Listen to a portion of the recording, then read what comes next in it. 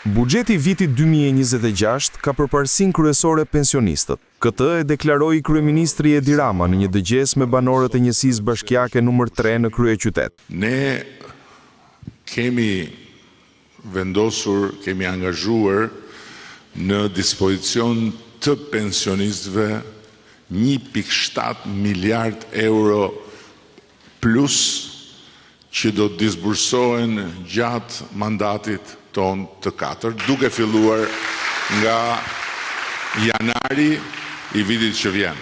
Dhe çdo vit do të financohet 2 fishi i vitit më parshëm.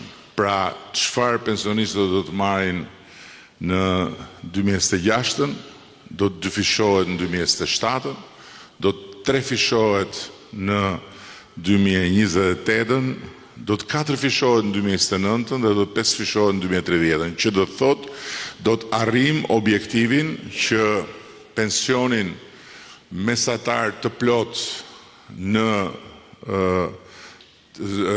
zonat urbane ta kemi 400 euro. Po ashtu, sipas kreut të qeverisë, një drejtim tjetër i trajtuar me shumë përparësi është edhe rritja e pagës mesatare dhe asaj minimale për gjithë kategoritë të punësuarve. Qysh nga janari, paga minimale për të gjithë shqiptarët që jetojnë me punë dhe që sot e kanë 400 euro, do të shkojnë në 500 euro. Dhe 500 euro do t'jetë paga minimale jo vetëm e përsëris, jo vetëm atyre që punojnë në sektorin publik, sepse kam dëgjuar që thuhet kjo gjë që amëse kjo është për punojnës të shtetit, jo, do t'jetë për të gjithë shqiptarët që punojnë.